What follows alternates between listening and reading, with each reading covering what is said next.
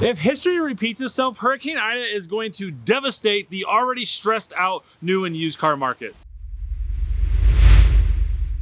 You probably have seen videos like this all over the internet with flooding and devastation out in Utah and Arizona. And now Hurricane Ida has hit Louisiana just a few miles an hour short of a Category 5 storm. And that alone devastated Louisiana. But you know what? It just didn't stop there. It barreled up through the middle of the United States, up to Philly, New Jersey, New York area, where it dumped over 17 inches of rain and killed that market. We saw those videos all over the internet as well, and recently my wife and I went up to the Philly area just after Hurricane Ida came through, and the devastation was absolutely crazy. I was so in shock that I didn't even pull out my phone to take a picture or any video. It is absolutely amazing. What happens next? I'm gonna talk about how Hurricane Ida and flooding nationwide could hugely devastate the new and used car market, as well as how to protect yourself from not buying a previously flooded vehicle. In order for us to gauge what may be coming in the future, we actually have to go back in time. You may or may not remember what Hurricane Katrina did to the South, and we only lost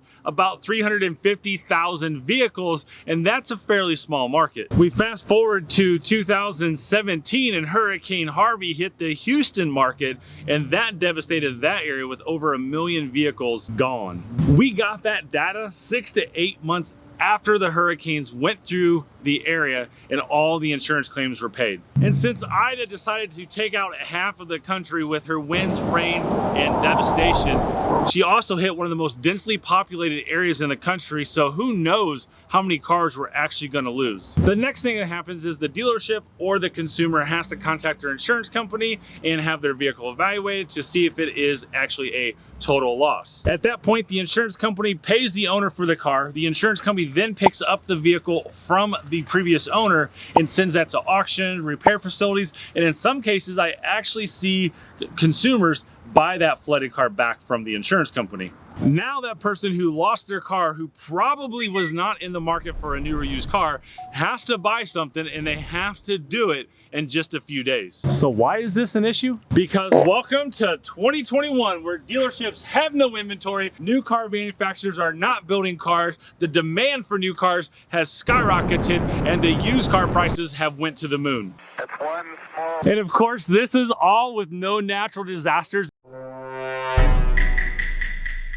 Well, I mean, yeah, not really, kinda.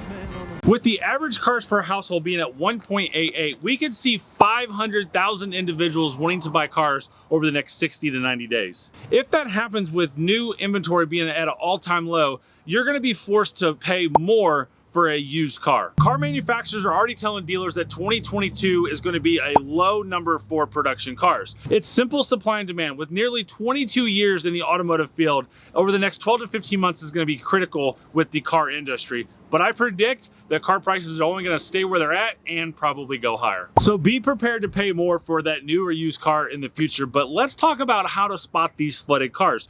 New and used cars get flooded regardless if they're on a dealership's lot or a consumer. Insurance companies are extremely smart. They typically do not send these to auction or various places in the same region that they were flooded in. They also wait several months or years to send those cars to auction, so that way Hurricane Ida is long forgotten about and people unexpecting buy these cars. So just because Hurricane Ida may have been 6 months ago, 12 months ago, you've got to be on your A game when you're looking for a flooded car. You're never going to go out there and literally look for a flooded car, but here are a few signs of what you need to look for.